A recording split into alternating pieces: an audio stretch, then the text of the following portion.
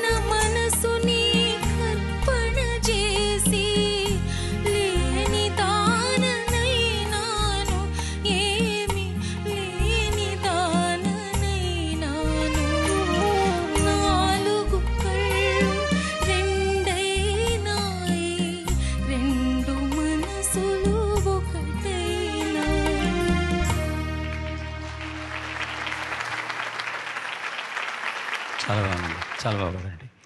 మాటలు అలాగా హృదయాన్ని హత్తుకొనేలా పలికారు. అది మహాదేవన్ గారి గొప్పతనమే అనుకుంటాను నేను. ఎందుకంటే ఏ మాటకి ఎంత వెయిట్ ఇవ్వాలి, ఎలా కంపోజ్ చేయాలని ఆయన చేసినట్టు హృదయాన్ని హత్తుకునేలాగా చేయడం ఎవరికి చేత కదేమో అనిపిస్తుందండి. మాటలు ఎలాంటి మాటలనే పాటలు చేయగల గొప్ప మహా మనిషి ఆయన. తెలుగు వారు కాదు అంటే ఎవరైనా నమ్ముతారండి? మీరు ఎవరైనా? తెలుగుదనం ఉట్టి పడుతుంది అనమాట. మన తెలుగు వాళ్ళే కొంతమంది అటు ఇటు చేస్తుంటారు, రాముని తోక ఎవరినిట్లని కట్ చేస్తుంది. అటువంటిది తెలుగుకి అంత ఉన్నతమైన భావాన్ని ఇది ఇచ్చి కంపోజ్ చేసిన మహానుభావుడు. ఆయనకు ఒకసారి జోహార్ చెప్పాల్సిందే. మాటకు కూడా ఆయన కంపోజ్ చేస్తారు, పాట చేస్తారు. ఓ సినిమాలో బాలుగారు పాడారు, వస్తా వెళ్ళొస్తా మళ్ళెప్పుడొస్తా రేపు సందేళ్ళకొస్తా చూస్తా ఎదురు చూస్తా రాకపోతే సగం చస్తా నాలలాలే అసలు చస్తా వస్తా వెళ్ళొస్తా మళ్ళెప్పుడొస్తా రేపు సందేళ్ళకొస్తా. మాట్లాడుకున్నట్టే అండి. ఈ మాటలు పాటలాగా ఎంత గొప్పగా చేశారు సార్. అది మీరు పాడింది కూడా అద్భుతం. మహనీయుడు కెవి మహాదేవన్ గారు ఆయన పాట వినిపించారు. మళ్ళీ చాలా ధన్యవాదాలమ్మా. Thank you sir. బాగా చెప్పారు. ఆ మాటకి పెద్దపీట వేసే మహానుభావుడు మామ. అది ఎన్ని ఉన్నాయో ఇలాంటి ఉదాహరణలు. ఏవమ్మో నిన్నేనమ్మో ఎలాగున్నావు, ఏదోలేండి మీ దయ వల్ల ఇలాగున్నాను, అంతేలేనండి అయిన వాళ్ళని అడిగాను, అంతేలేండి అంతకు మించి ఏమో ఏదో ఉందని అన్నామా. ఏంటిది ఉత్తరం?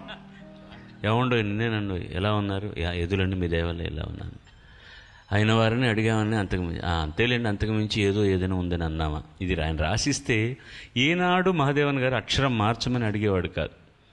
ఏమో నాయన ఆయనకి ఏమో తెలుసునేమో రాసి చూన్నారు, అది మనం చేస్తాంరా చాలు, అది ఒక్క అక్షరం మార్చేవాడు కాదు, ట్యూన్కి రాలేదనేవాడు కూడా. ఇది కూడాను